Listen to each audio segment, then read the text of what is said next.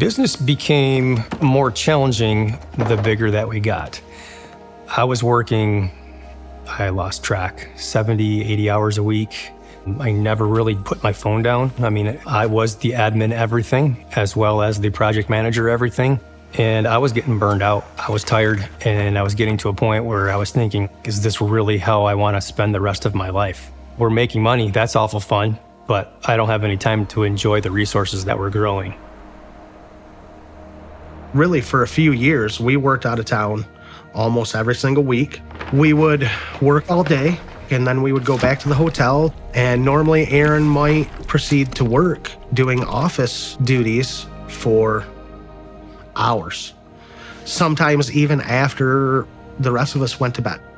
And then he would be the first one up and ready to go in the morning, and we would do it all over again. And that went on literally for years.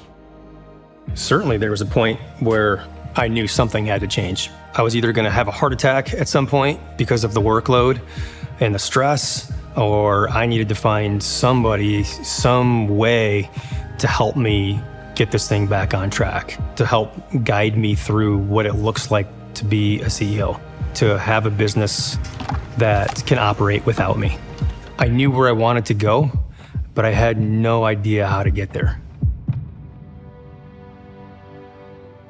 I was first introduced to Elite by an associate of mine.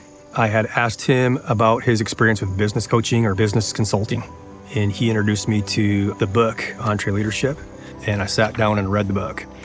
I didn't know where to start. Like every chapter, there was something that I needed to implement into our business. I got on the Elite platform and filled out the guide or the survey on there, and ultimately somebody from Elite contacted me and introduced me to executive coaching. One of the things that my coach and I discussed was that my team needed me to be the primary leader. I never saw myself in that role. I saw myself as just another team member that has a job to do within the company. I mean, I own the company, I know that, but I didn't see myself that way. And my coach constantly reminded me that my team needed me to be that person.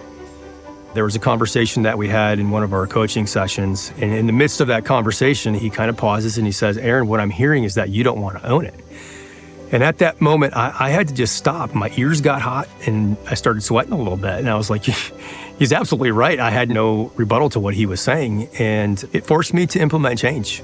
And I've got some other leadership on our staff, and I've asked them specifically to hold me accountable to that because it's easy for me to go back down that old path that I was in. And they'll call me right out on it again and say, "Aaron, are you going to own it? Are you going to have the team's best interest?" And I've committed to them that the team is going to be my number one priority in everything that I do.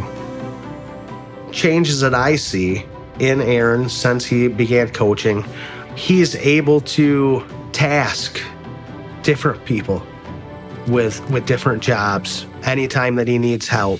I think it's given him part of his life back. Freedom means to me that there's some flexibility to do the things that I'm passionate about. Where I was 2 years ago was, I don't know if I can continue down this path at this pace much longer. And now I'm like, if this is what it's like to be a business owner, sign me up for another 20 years. Let's grow this thing. Let's see what we can accomplish.